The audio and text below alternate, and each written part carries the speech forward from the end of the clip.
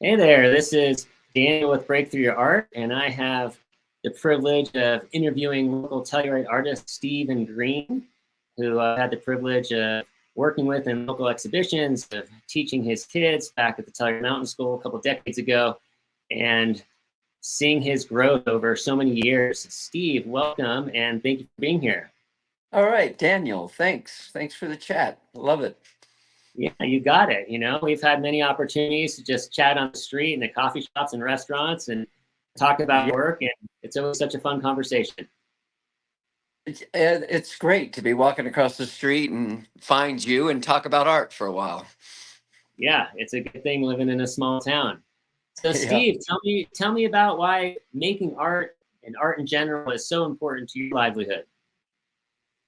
Well, I just love doing it. I love the process of it, and it's it's kind of like cooking. You figure out what you want to do, and you buy the ingredients to make it happen, and you feel so successful when you pull it off and you get a painting that you really enjoyed. And it takes a lot of courage to sit there and do that creativity, but when you're all done, it's so rewarding.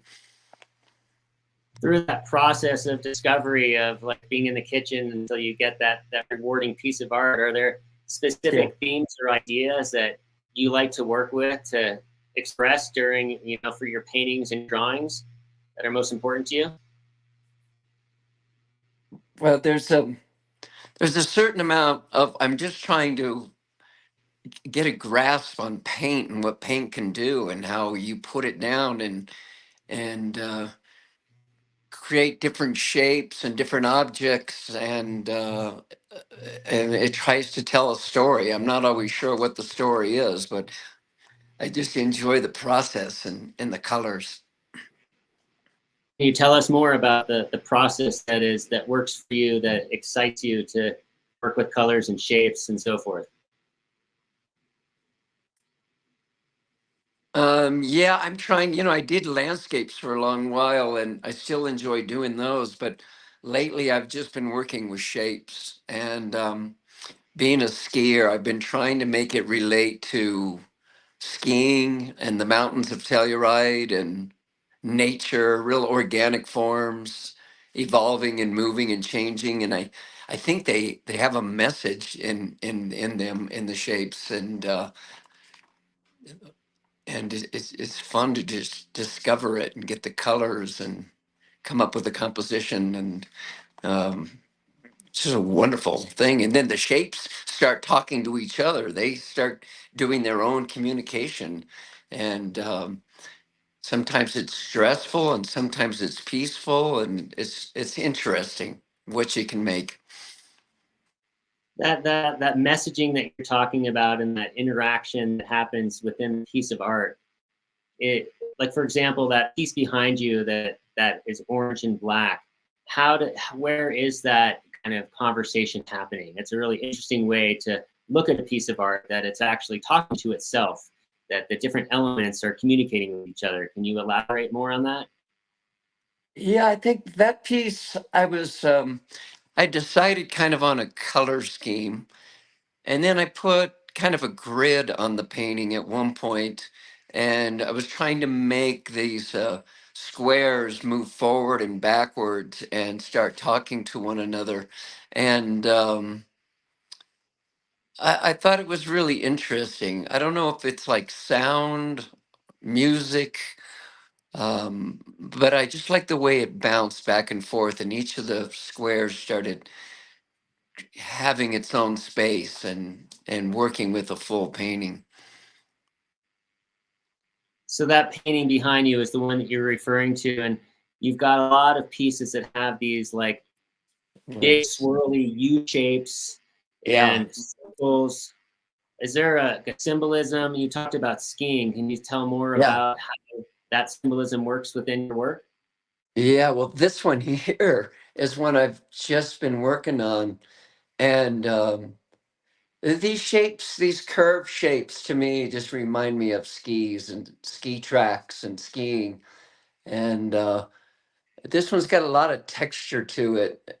And then there's sort of a grid pattern of dots on the bottom in orange. I just thought it needed some orange color, and I like doing those grid things because those dots and grids are um, they take it out of the realm of doing it by hand, and it almost seems like a machine is part of it, and there are elements in the world that you can't really get a grasp on them, and so it seems less handmade when you use shapes like that.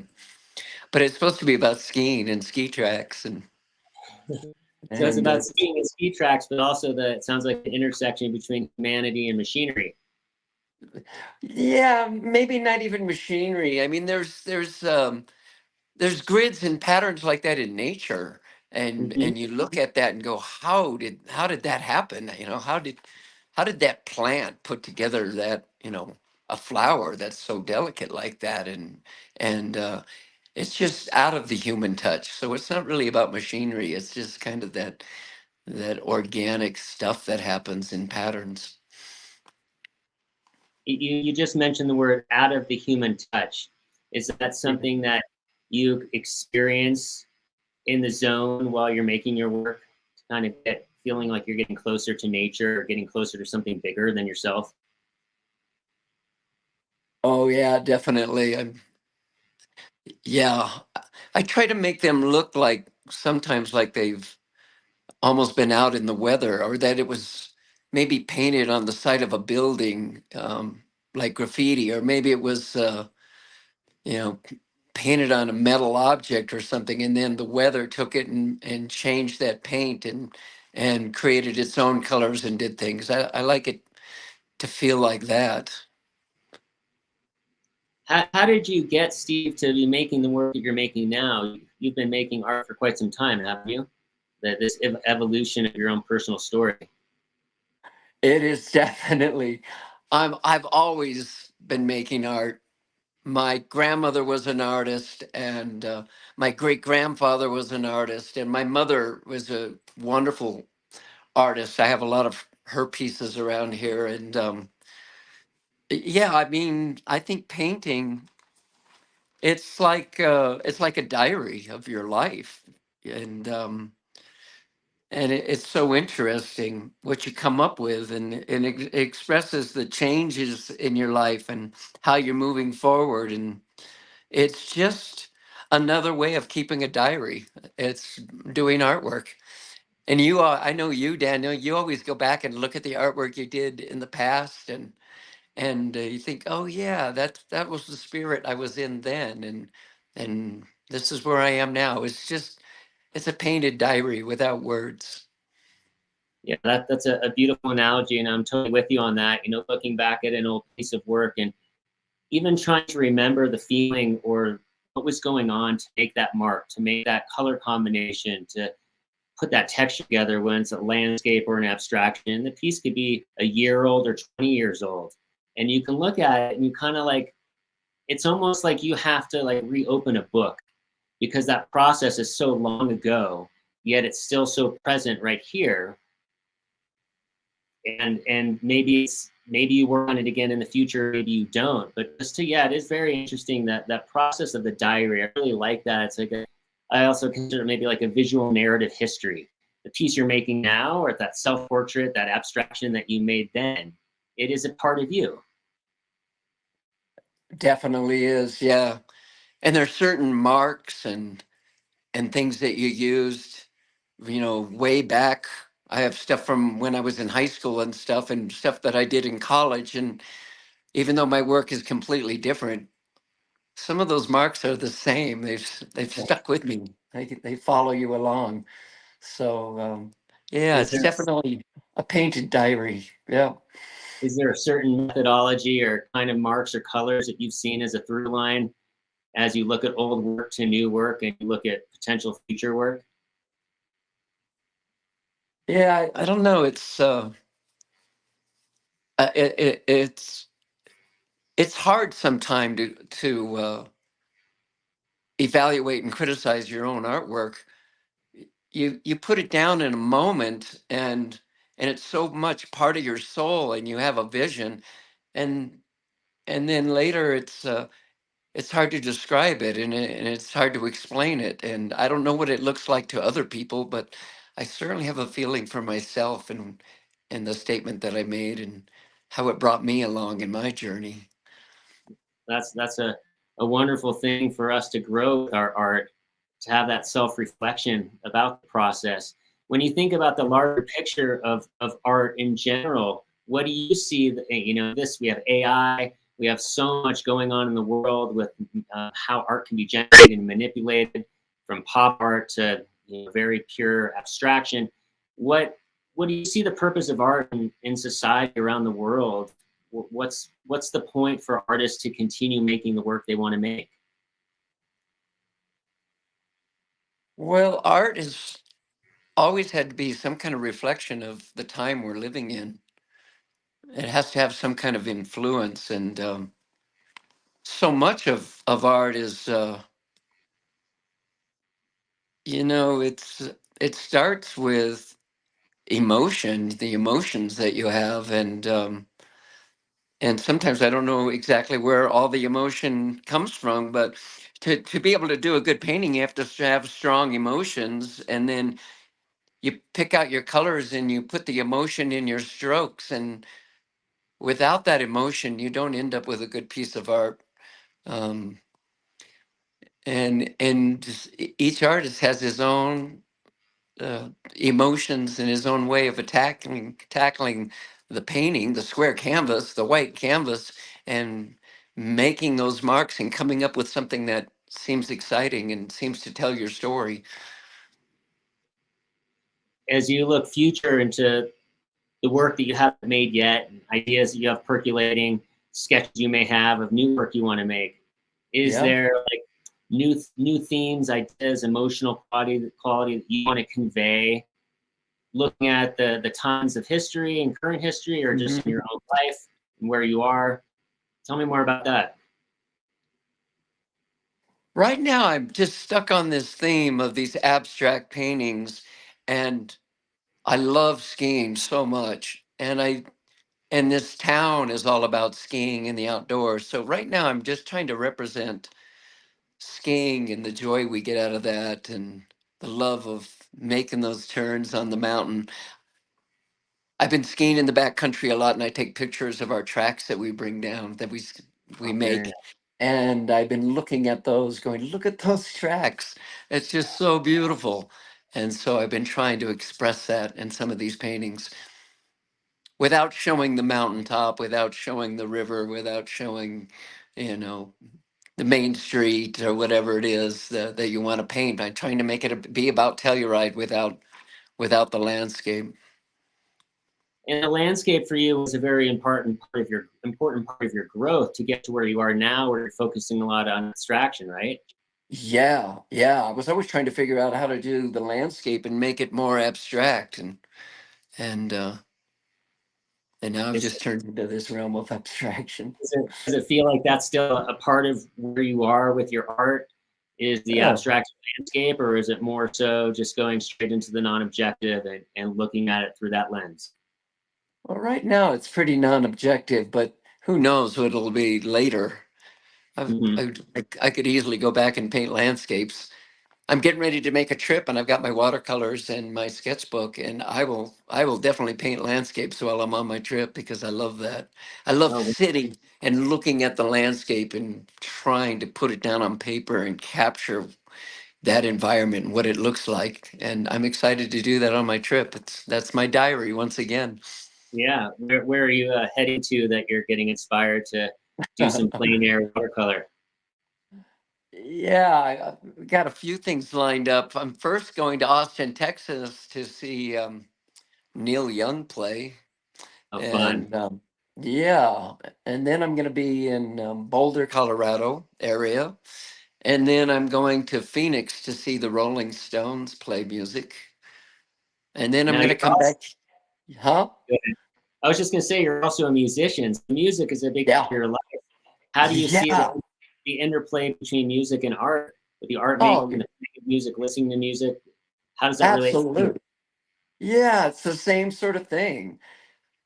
I get just totally lost in playing my guitar. I can do it for hours nonstop, and just like I can paint for hours. And then I look at my watch and go, "Oh my God, I've been doing this for 4 hours. It seems like 15 minutes."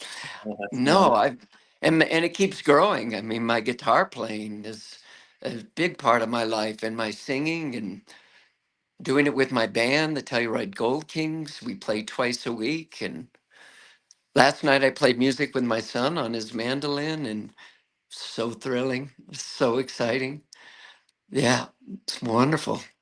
It's so amazing how you're able to be a musician and a visual artist and integrate the two together.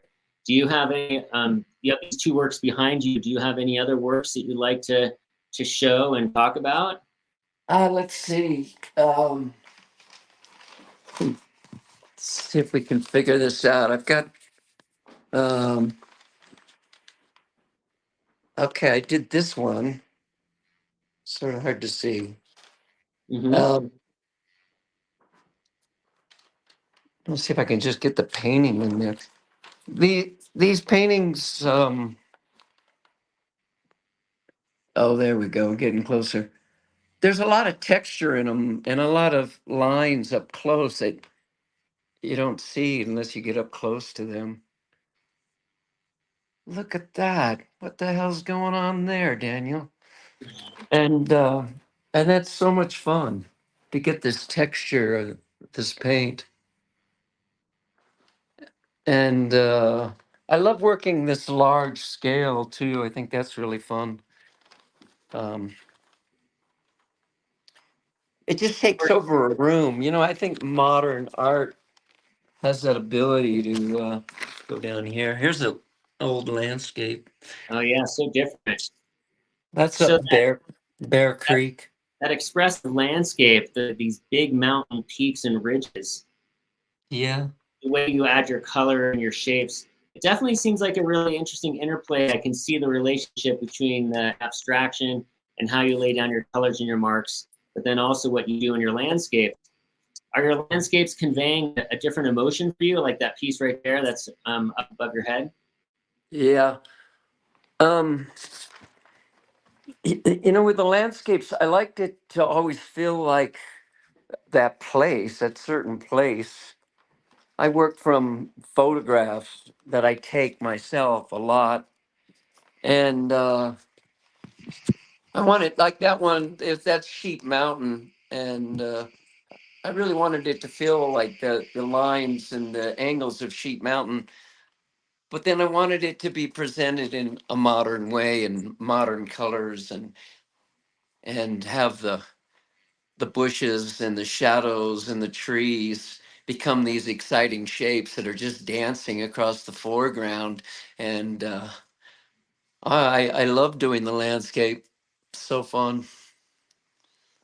You've got such a great array of artwork around you in the studio space you have right now. That must be a really nice place to work that you get so inspired by what you have around you and being in the mountains. Yeah, I took one of the bedrooms in this house and made it into a small studio. And boy, do I love it. It's just a wonderful place to be and a great place to spend hours just washing my soul and taking off the dust off of me and get those paints back out and start creating a new one. And then I let them sit for a while and go, you know, how can I change this? What's that shape trying to do? And how can I add a color to this to make it really jump and be exciting? And um, from my bedroom in my bed, I can look right across to my easel and to the other room, and I can wake up in the morning and look at the piece that I worked on the night before and just go, oh, I got an idea. I got an idea. I'm going to change that. And so away you go. Another four Yeah, hours passes, and you've been in that dream world in your studio. It's so nice to have a space to work in like that. well, that's a beautiful thing. That inspiration to wake up in the morning and kind of have fresh eyes on that piece and see what you can modify to make it feel more powerful for yourself, right? More Exactly. complete. Definitely. Yeah, Daniel. Steve, where can people see your work? That's kind of tricky. Um, I do have the show at La Cocina up right now, and they're going to be open this coming month. And um,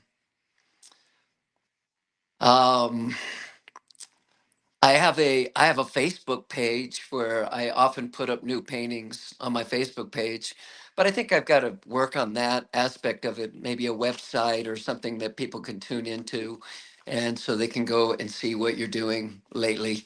Um, that's something I've got to work on, getting that artwork out there. Otherwise, people come over to my studio or to my house and look at pieces and walk out the door with one of them.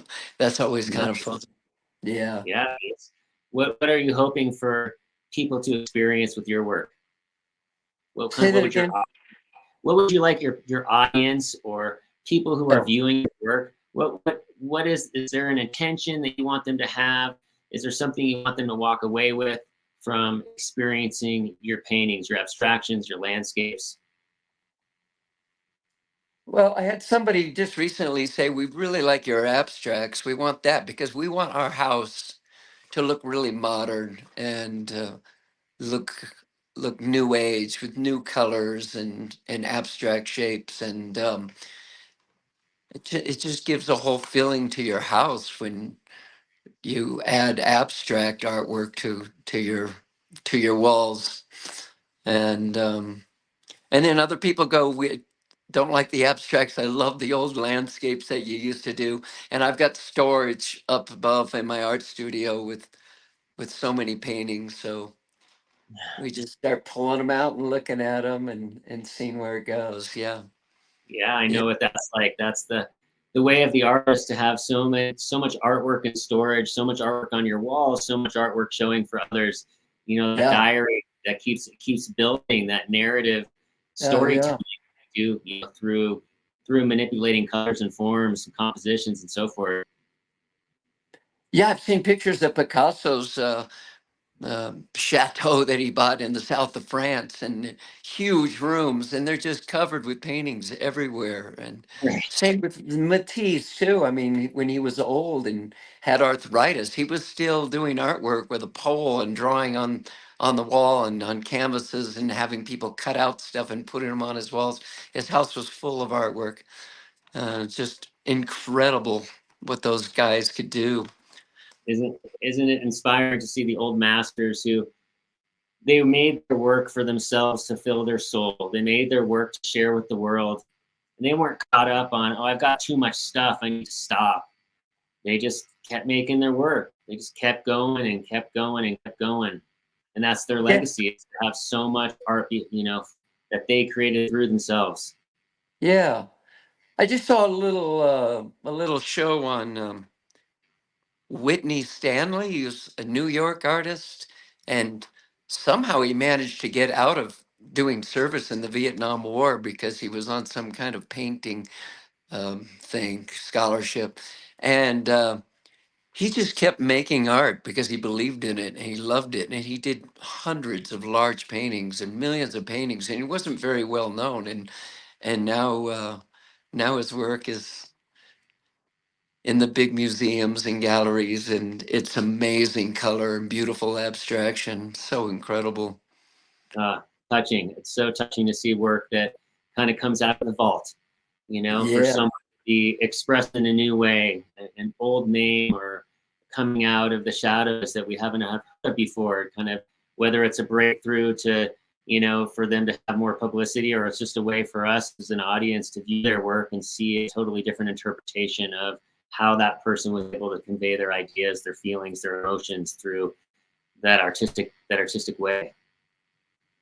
Yeah, I mean, I think all artists just get caught up in the process and how much they love to make art, and they don't think about where where the money's coming from or what they're going to do next, or they just keep making their artwork as much as they can. And you can't stop. You can't get rid of it. I know some people quit doing artwork, and it always surprises me. It's like, Mhm. oh, such a wonderful time to spend with yourself. How come you don't still do that? Right. But they they move on to other things, I guess.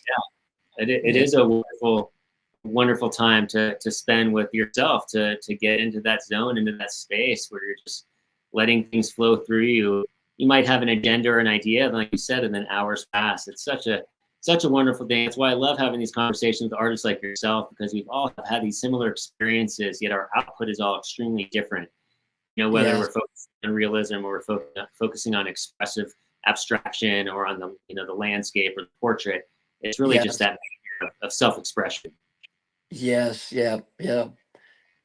Is there any other pieces you'd like to share, or any closing thoughts you'd like to kind of talk about how art and its impact on society, or art for yourself and how it is for you to get it out? Um, I don't know. I was thinking maybe I could find, some words by somebody else, but that guy wrote down some quotes from famous artists, like Edward Hopper said, it's like telling a story, but if I could say it in words, there would be no reason to paint it. But to paint it just such a different way of expressing your thoughts and your story. Uh, Um, I really love that, because we don't want, when our paintings get, I guess, refined to just some key words, then yeah, we're defining them in a different way than the painting being open for interpretation. The painting itself being the story that everyone's going to interpret differently. that's true. Yeah, everyone's going to look at it differently and find their own narrative to it. Yeah. Yeah. So what's next for you? What's your next pieces you're working on? That little yellow one over there with the black and the white and the green one, I just did those just last week. I'm moving in that direction some more. I'm trying to stay with this idea of those powder turns, those ski turns, Great. and uh, and then when I think people hang that painting on the wall, it speaks to them about skiing in some way. Yeah. They interpret it their own way. But yeah, I mean, we just had a great winter. Everybody loved their skiing. Everybody had a great season, and how much fun we had for months. And I'm going to keep doing that. I'm going to keep doing my guitar playing too. I'm breaking through on some new licks and some new songs and a different sound, a little bit more of a Rycooter sound. And oh, I'm having so much fun playing music. And the band right now is in different directions. Ashley's in Cuba, listening to some of the music down there, and Neil went back out to California. He's listening to music out there, Good. and we're all going to get together here in a month and start putting together some new songs. Excellent. That gives you a good month to reflect on your season of skiing and keep incorporating those ski turns and curves. Yeah, What's so awesome is that, like, that's an experience to make those turns, and then you're taking that experience and feeling, and that's being like your inspiration and your muse for your visual artistry. And I love that, how you've woven that together. So I wish you the best in tying that together with this new work and continuing to tell that story of winter play and adventure into your paintings. yeah, absolutely, Daniel.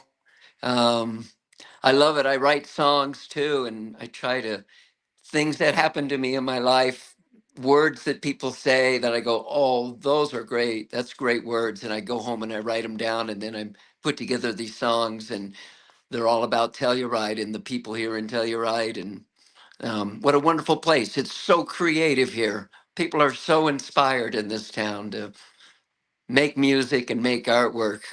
I love it. I can't imagine being anyplace else. It is hard to go other places. We get fired up by going other places, and then we get to come back here and Yeah. realize how good we have it. Well, Yeah. I hope you get some inspiration from seeing the Neil Young and the Rolling Stones, and you're able to bring Yeah. that back into the music and your artwork. And Yeah. I look forward to connecting with you on the street, once you get back from Austin and so forth, and Yeah. having further conversations, Steve. It's a real pleasure to speak with you, and thank you so much for sharing your Yeah. work. And Yeah. you know, we'll see what kind of response we get. You know, we have these conversations to inspire excuse me, inspire people of having just a real conversation about art, a real conversation about what it takes to make art, what we get to put out there as artists. And like you said, it can be really awesome and beautiful, and it could be totally difficult, but it's all Yeah. part of the reflection of growth. I think anybody can do it. I think anybody can make art. Anybody can play music.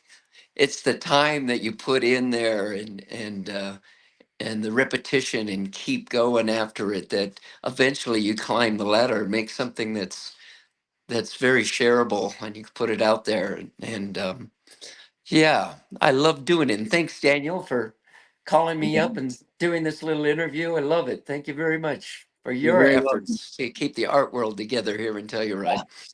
Well, thank you very much.